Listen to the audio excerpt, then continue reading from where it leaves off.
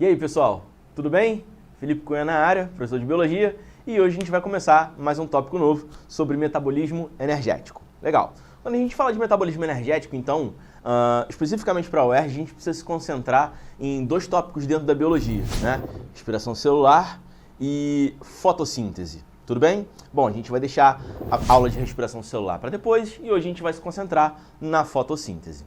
Quando a gente fala de metabolismo energético, incluindo fotossíntese e respiração celular, a gente está falando de dois processos básicos, energeticamente básicos, para os seres vivos em geral, para a biologia em geral. Porque enquanto a fotossíntese é responsável por conquistar moléculas inorgânicas para a fabricação de moléculas orgânicas, extremamente importante para os seres vivos, a respiração celular ela é capaz de pegar as moléculas orgânicas, degradá-las para a obtenção de energia e liberar moléculas inorgânicas no ambiente, ok? Então é como se esses dois processos fechassem um ciclo de moléculas inorgânicas e orgânicas e um ciclo de produção e consumo dessas moléculas, assim como também um ciclo de utilização de energia metabólica, certo? Energia química presente nas moléculas sendo liberadas para o metabolismo, poder consumir essa energia e produzir outras moléculas, enfim, algo que é muito maior do que uma simples aula de metabolismo energético,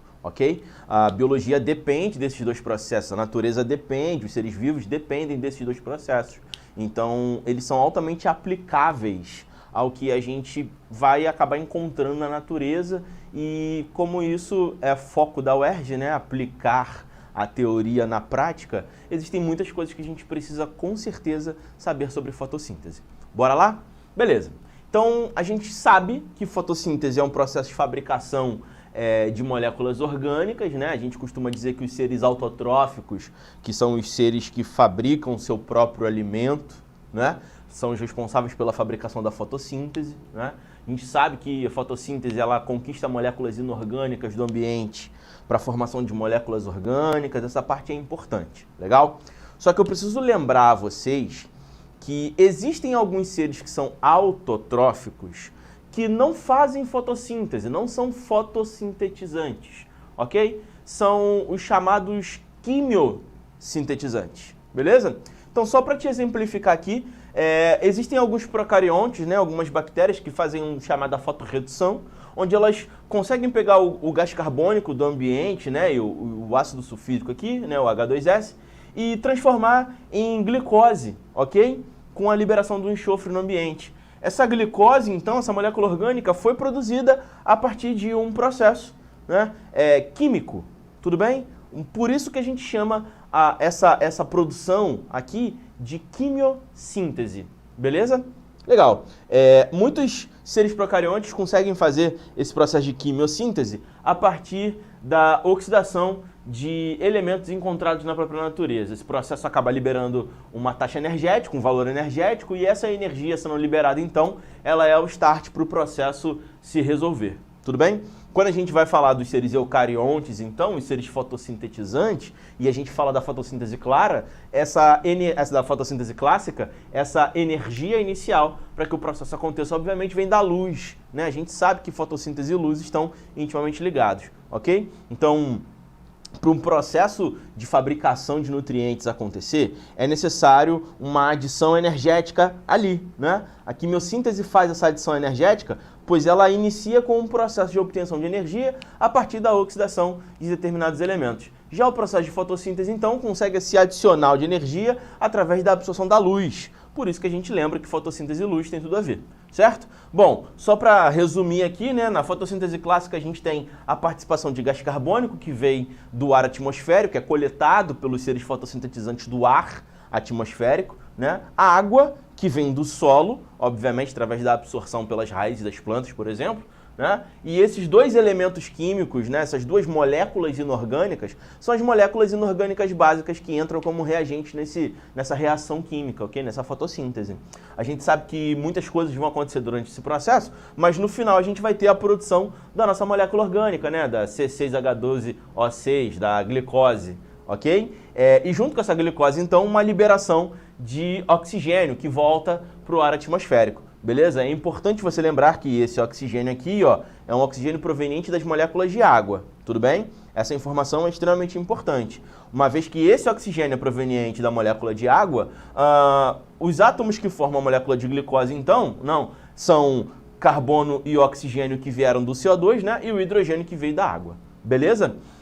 Só que nem todas as moléculas de água serão totalmente consumidas, né? Existem algumas moléculas que, embora fossem desmontadas, elas seriam então remontadas e moléculas de água sobrariam no final do processo, né? Então olha que interessante, a gente tem 12 moléculas participando literalmente do processo, mas embora elas sejam degradadas, algumas se recombinam e voltam a ser moléculas de água no final do processo. É importante a gente lembrar então que a fotossíntese ela precisa consumir água e água também pode ser liberada a partir do processo de fotossíntese, beleza?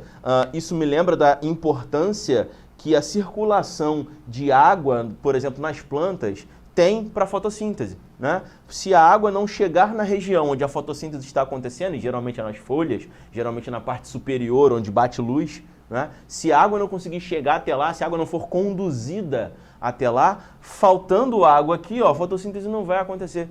Então é muito importante garantir que a absorção de água pelas raízes aconteça, porque essa água precisa ser levada até o local nas folhas, né, onde a fotossíntese vai acontecer. Tudo bem? Isso me lembra os vasos condutores de seiva num vegetal, né? Quando a gente está falando de água e sais minerais provenientes do solo, a gente costuma chamar de seiva bruta, né? E a seiva bruta sobe por vasos condutores chamados de xilema, né? Ou vasos lenhosos, tudo bem? Ou lenho, né?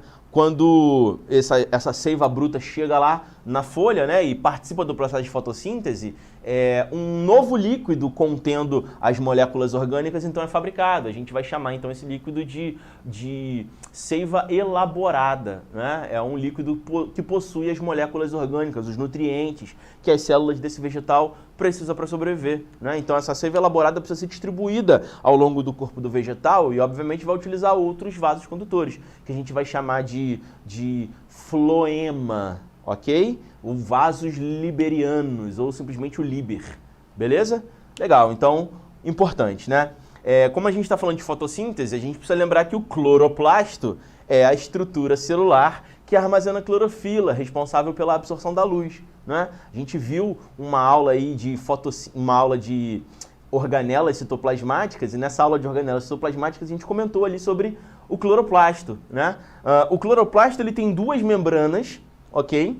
Ele tem duas membranas e, curiosamente, cloroplastos e mitocôndrias possuem DNA próprio. Olha que interessante. O metabolismo interno dessas duas organelas citoplasmáticas, cloroplastos e mitocôndrias, é um metabolismo controlado individualmente pelo seu DNA, pelo seu material genético. Então, quando necessário, essas estruturas têm uma capacidade de autoduplicação. Olha que interessante. Se o cloroplasto participa diretamente da fotossíntese, né, plantas em fase de crescimento costumam apresentar muito mais cloroplastos para alta demanda de produção de matéria orgânica do que vegetais adultos, né? Interessante isso. Legal. Quando a gente olha para o cloroplasto, então, a gente percebe que no interior dele existem algumas estruturas ricas em clorofila, conhecidas como tilacoides, ok? É exatamente nessas regiões dos tilacoides, na membrana do tilacoide, que são as membranas internas, né, do cloroplasto, é que uma parte dessa fotossíntese vai acontecer. A outra parte dessa fotossíntese termina aqui ainda dentro do cloroplasto, mas na matriz do interior do cloroplasto que a gente chama de estroma, beleza? Então, essa região interna, conhecida como a matriz do cloroplasto, conhecida como estroma, é a região onde esse processo é finalizado, tudo bem? Ele inicia nos tilacoides e termina no estroma. Legal? Beleza. Vamos entender um pouquinho, então, aí mais sobre a fotossíntese e a participação do cloroplasto. Legal? Vamos lá. A gente sabe que a fotossíntese ela pode ser dividida em duas etapas, né? Uma etapa chamada fase clara e uma outra etapa chamada fase escura, certo? É importante você saber que as duas estão intimamente ligadas, porque é o que acontece na fase clara que possibilita a fase escura a acontecer. Tudo bem? Isso não significa que para que a fase escura aconteça, a fase clara precisa estar acontecendo ao mesmo tempo. Não é uma questão de ao mesmo tempo, não é uma questão de sincronia, mas é uma questão onde a fase escura vai consumir produtos que foram fabricados pela fase clara. Então, antes da fase escura acontecer, a fase clara precisa ter acontecido previamente. Tudo bem? Isso nos leva a compreender, então, que caso a fase clara fique muito tempo sem acontecer e os seus produtos se acabem, a fase escura vai sofrer as consequências disso, certo? Vamos lá. Então, quando a gente fala de fase clara, então, né, conhecida como etapa fotoquímica, né, a gente chama de fase clara porque é o momento, né, da fotossíntese onde a luz vai ser importante. Então, tudo que vai acontecer aqui na fase clara, né, que acontece nos tilacoides, que a gente chama de reações de Rios, né, elas são reações dependentes da luz, certo? A luminosidade, a energia luminosa, os fótons, a energia fotólica, né, ela é importante nesse momento de fase clara. Vamos entender por que ela é importante. Bom, quando a luminosidade do ambiente, o Sol, né, libera a sua luz, os seus fótons, né, essa luz se incide sobre as folhas das plantas, por exemplo, as regiões que possuem clorofila. Tudo bem? Essas regiões que possuem clorofila, então, através dessa molécula de clorofila, essa luz pode ser absorvida. A energia luminosa de alguns elétrons dos fótons podem ser absorvida. E essa energia, ela vai acabar excitando um elétron da molécula de clorofila. Olha que interessante, é muito parecido com um processo de jogo de sinuca, jogo de bilhar. A gente tem aquela mesa verde, né, de feltro com as bolas coloridas, o taco de madeira, a bola branca, e a gente bate com um taco na bola branca para que ela receba a energia da pancada do taco e, ao rolar, transfira a energia no impacto com as bolas coloridas. Então, olha que interessante, a sinuca mostra um pouco de física pra gente, né? De transferência de energia, certo? A mesma coisa pode acontecer aqui. A transferência de energia da luz para o elétron da clorofila, excitando, aumentando o nível de energia desse elétron, transformando esse elétron da clorofila num elétron conhecido como elétron de alto valor. Esse elétron excitado, esse elétron de alto valor da clorofila, ele está com tanta energia que ele sai da clorofila e esse excesso de energia nesse elétron livre pode realizar algumas coisas durante o processo, que é exatamente o que a gente precisa para a fase clara acontecer. Tudo bem? Então, o que esse elétron de alto valor, esse elétron altamente excitado, altamente energético, que saiu da clorofila, ele pode fazer? Bom, o que tem de mais importante em tudo é a gente lembrar que a fotólise da água, ou seja, a molécula de água, ela pode ser quebrada pelo uso desse elétron de alto valor, ok? Então, a molécula de água H2O vai ser separada, seus elementos químicos serão separados, né, hidrogênio de oxigênio. Esse hidrogênio é extremamente importante para a fase escura, então ele precisa ser reservado, certo? Quem vai reservá-lo é uma molécula conhecida como NADP, tudo bem? Então esse hidrogênio vai ficar na mão do NADP por enquanto, reservado aqui, e esse oxigênio que acabou de ser solto, né, disponibilizado, ele vai ser liberado para a atmosfera, porque nesse momento não existe nenhuma necessidade dele permanecer ali, tudo bem? Então ele sai de dentro da estrutura da planta, através de poros, através de aberturas que as plantas possuem nas folhas, conhecidas como estômatos, ok? Não é estômagos não, hein, por favor, hein? É estômatos, beleza? A planta possui poros, né? As folhas são ricas nesses poros. E esses poros, olha que legal, eles podem ser abertos ou fechados de acordo com a necessidade da planta, né? Então, esses poros são as aberturas por onde essas moléculas de oxigênio podem sair e algumas moléculas de água também podem sair, né? Por onde a planta transpira, beleza? Vamos lá.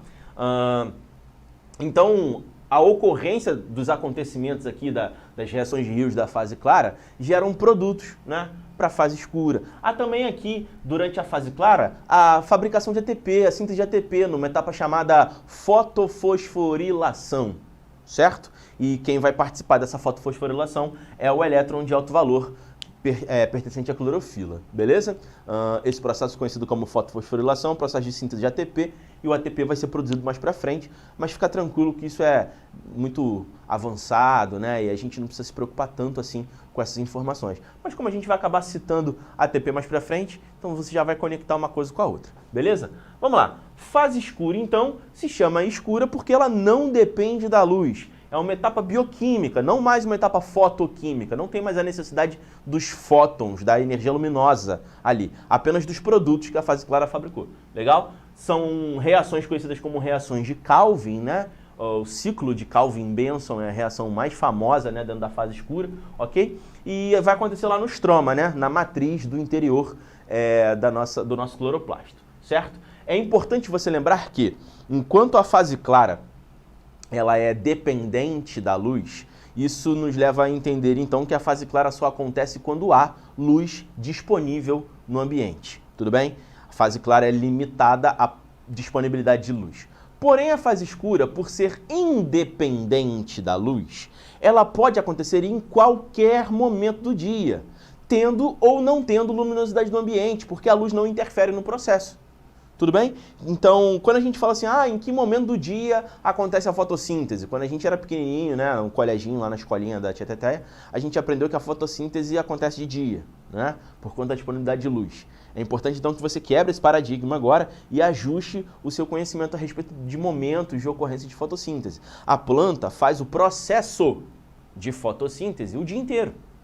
Tanto a fase clara quanto a fase escura podem acontecer em momentos diferentes ao longo do dia. A fase clara acontece quando tem luz e apenas quando tem luz disponível. Você já entendeu o porquê, certo? Mas os produtos da fase clara, uma vez sendo disponibilizados pela fase clara, para que a fase escura aconteça, a fase escura pode acontecer com luz, sem luz, de manhã, de tarde, de noite, de madrugada, tanto faz. Tudo bem? Outros fatores limitantes a gente vai ver daqui a pouco que prejudicam, né, que podem prejudicar a ocorrência da fotossíntese. Mas daqui a pouco a gente chega nesse ponto, tá? Quando a gente fala então de fase escura, uma das coisas muito importantes para a gente lembrar é o processo de fixação. O que é isso? É a absorção de gás carbônico atmosférico. Lembra dos poros, dos estômatos? Então, esses mesmos estômatos que possibilitam a saída de oxigênio e de água da transpiração são os mesmos poros, os mesmos estômatos que possibilitam a entrada do gás carbônico. Então, o gás carbônico presente na atmosfera passa por esse processo de absorção que a gente chama de fixação. E isso é extremamente importante porque o carbono e o oxigênio deles são necessários para a fabricação das moléculas orgânicas. Perfeito? Vamos lá. Então, uma vez esse gás carbônico tendo entrado, né, nas células vegetais, na estrutura da planta, o ciclo, né, de reações, conhecido como ciclo das pentoses, ou ciclo de Calvin-Benson, né, reações cíclicas são reações que estão sempre acontecendo. O final de uma é o início da próxima e ela nunca para. É só a gente continuar alimentando esse processo, que esse processo não para de acontecer nunca, certo? O gás carbônico, por exemplo, alimenta o processo de ciclo das pentoses. Outra coisa que alimenta esse processo de ciclo das pentoses é a disponibilidade de hidrogênio que o NADP lá da fase clara reservou para a gente. Agora, nesse momento, esse NADP vai entregar esses hidrogênios aqui para o ciclo das pentoses poder acontecer, né? E aquela energiazinha que havia de ser fabricada, né, aquele ATP que havia sido fabricado agora nesse momento, então vai liberar essa energia química para a gente poder continuar o processo aqui de ciclo das pentoses, certo? Então, diversas reações químicas vão acontecer e no final de todas o nosso carboidrato, a nossa glicose vai estar disponível, tudo bem? Por que se chama ciclo das pentoses se o produto é glicose e é uma hexose? Olha que interessante. É importante a gente saber que a fotossíntese, ela substitui o processo de alimentação para a maioria dos seres autotróficos, o que significa que os seres autotróficos não precisam comer para adquirir as moléculas orgânicas. Só que as moléculas orgânicas necessárias para um ser vivo sobreviver não são apenas os carboidratos, não é apenas a glicose. Existem várias outras moléculas orgânicas que precisam ser fabricadas para que o processo de alimentação não seja necessário para a planta, para que o processo de comer, né, não seja necessário para a maioria das plantas. Então, o processo de fotossíntese ele precisa ser responsável pela fabricação não só de glicose, mas de várias outras substâncias orgânicas também. E aí que entra um conteúdo interessante que seria bem legal se você pudesse aprender. A produção da fotossíntese não é glicose, é carboidrato, mas não é especificamente a glicose. São carboidratos precursores, são carboidratos que servirão como uma matéria-prima para a elaboração de outras substâncias, como, por exemplo, a glicose, né? Muita glicose é fabricada por conta desse carboidrato precursor. E uma boa parte dessa glicose fabricada vai ser convertida em amido para o estoque vegetal, né? Mas o o produto real da fotossíntese é um carboidrato precursor, não é a glicose em si, tudo bem? Esse carboidrato precursor é uma pentose e ele pode ser transformado bioquimicamente em outras moléculas orgânicas de acordo com a necessidade e a disponibilidade para a planta. Tudo bem? Deu para entender isso? Show de bola, interessantíssimo isso, né? Legal. Então, uma vez terminado esse processo, a planta já tem as suas moléculas orgânicas necessárias, logo ela já está, teoricamente, bem nutrida, tudo bem? Só que é importante a gente se ligar, então, que a fotossíntese por seres vivos, ela depende de condições ambientais, certo? E condições ambientais precisam ser favoráveis para que a fotossíntese aconteça. Então, se essas condições não forem favoráveis, essas alterações de condições ambientais, então, podem impedir, podem limitar o processo de fotossíntese acontecer, tudo bem? Então, a gente vai chamá-los, então, de fatores limitantes para a ocorrência da fotossíntese, certo? E existem vários fatores, mas eu quero te apresentar 4 deles. Os 4 mais importantes que, sem dúvida nenhuma, poderiam ser cobrados em prova. Tudo bem? Vamos lá? Então, primeiro de todos, sem dúvida nenhuma, é a luz, né? A gente sabe que a luz ela é extremamente importante para a fase clara, né? A disponibilidade de energia luminosa. Então, com pouca luz, a gente vai ter pouca incidência de energia luminosa, logo pouca fotossíntese, né? Aumentando a taxa de luminosidade do ambiente, aumenta-se a taxa de fotossíntese também, né? Então, são grandezas diretamente proporcionais, né? Luz e fotossíntese. Mas é muito importante que você saiba que o excesso de luz bloqueia o processo da fotossíntese, bloqueia o processo da etapa da fase clara, né? Vamos entender por quê. Excesso de luz no ambiente não é apenas luz, mas também gera-se calor, né? Eleva a temperatura. Por exemplo, no horário da tarde, né? Muito sol a pino, né? Meio-dia, 1 hora, 2 horas da tarde, muito calor, muito quente, né? Muita luz, muito quente. Então, luminosidade e temperatura estão alinhadas na natureza, né? Então, é importante você saber que o excesso de luz pode provocar desidratação e, para evitar a desidratação, a planta que consegue exercer controle sobre seus estômatos acaba fechando os estômatos para impedir a perda de água. Só que, ao fechar os estômatos, ela impossibilita tanto a saída de oxigênio quanto a entrada de gás carbônico, logo bloqueando o processo de fotossíntese. Então, excesso de luz é ruim para a planta. Tá, mas Felipe, o que é excesso de luz? O excesso de luz depende de qual planta a gente está falando. Por isso que a biologia classifica algumas plantas como plantas de luz e plantas de sombra, plantas de sol e plantas de sombra, né? São plantas que podem apresentar diferentes tolerâncias a níveis luminosos. Obviamente, as plantas de luz podem ser expostas à luminosidade direta do sol e não vão sofrer esse problema. Já as plantas de sombra não podem pegar sol direto, porque sol direto para elas seria excesso de luz e fecharia os estômatos dela. Tudo bem? Luz, todo mundo entendeu? Show de bola. Segundo recurso muito importante ambiental que pode servir como fator limitante é a disponibilidade de água, né? A gente sabe que nós, seres humanos, nós animais, quando temos sede, a gente vai ali na nossa fonte de água e bebe um pouquinho de água, né? Por exemplo, aqui, você está se hidratando? Beber água é importante. Vou até tomar um golinho aqui da minha garrafinha aqui de água. Água é importante. Para a gente conseguir água, é teoricamente fácil. Mas para as plantas conseguirem água, elas são extremamente dependentes da disponibilidade de água do ambiente. Sendo assim, quando tem água, né, é bom que ela absorva ao máximo e reserve em seus vacúolos, certo? Mas e quando não tem? E quando a água está escassa? A gente viu aqui no início que a água participa diretamente da reação química da fotossíntese.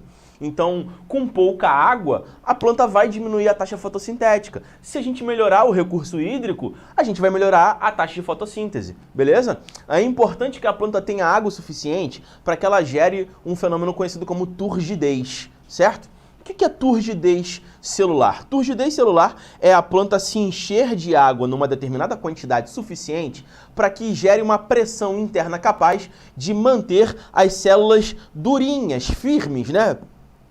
Esticadinhas em seus lugares, para manter a estrutura do organismo vegetal de forma ereta, beleza? Pensa numa folha de alface fresquinha que a gente acabou de colher ali do pé de alface para colocar na salada.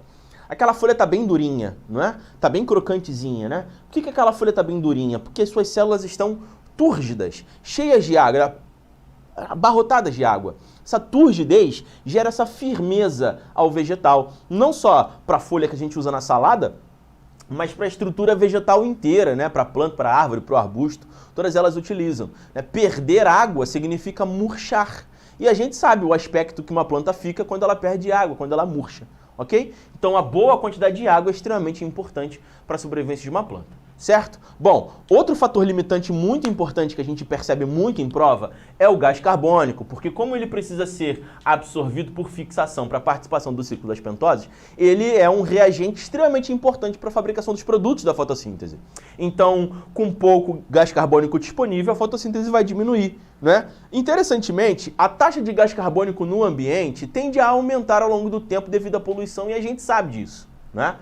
Porém, olha que interessante, a UERJ, né, ela gosta muito de inventar situações hipotéticas, através de questões que retratam um experimento, certo? Então, questões que retratam um experimento poderiam, por exemplo, reduzir a taxa de gás carbônico durante um processo ali de experimentação. E aí, por conta disso, essa redução na taxa de gás carbônico poderia reduzir a taxa de fotossíntese daquele ser fotossintetizante. Então é importante que você fique ligado nisso, certo? E por último, para a gente finalizar aqui, né, os sais minerais que estão disponíveis no solo e entram, né, no organismo dos seres fotossintetizantes através da água, né, da seiva bruta. Tudo bem? É importante a gente falar dos sais minerais porque eles são extremamente necessários para que esses seres possam fabricar várias substâncias em seu organismo. Uma vez que eles são seres autotróficos, né, eles não comem, eles não se alimentam. Então, adquirir os sais minerais não vem através da alimentação, vem através da absorção do ambiente, da água do solo. Então, os sais minerais disponíveis no solo são extremamente importantes para a fabricação das moléculas orgânicas em geral. E é aí que entra um fator que realmente é limitante, porque a distribuição de sais minerais no solo não é homogênea de acordo com a localidade geográfica. O tipo de solo muda de ambiente para ambiente, de ecossistema para ecossistema, o que faz com que algumas plantas que precisem de um determinado elemento químico possam ou não encontrar determinados elementos químicos no solo onde ela se encontra.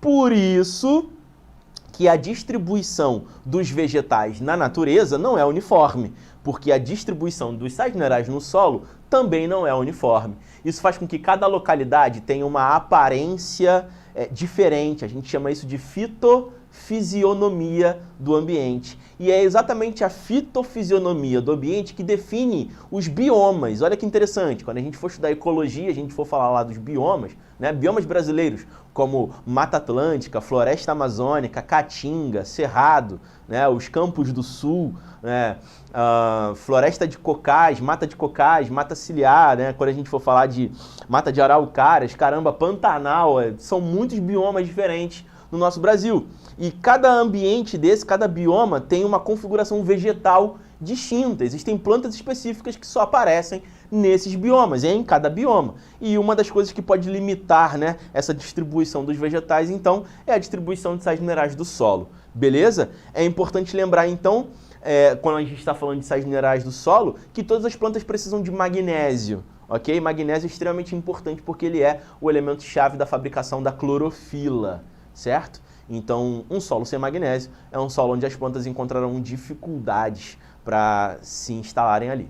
Beleza? E aí cada elemento químico diferente, né, por participar de um processo diferente no organismo vegetal, vai condicionar ou não a existência de determinados vegetais ali, e isso muda de lugar para lugar. A gente precisa de um exemplo específico para a gente poder dar uma resposta mais específica. Então fiquem atentos às questões. Tudo bem? Eu espero que vocês tenham compreendido o nosso assunto aqui de fotossíntese e a gente se vê numa próxima aula, ok? Um abraço e não se esqueça que o segredo é praticar.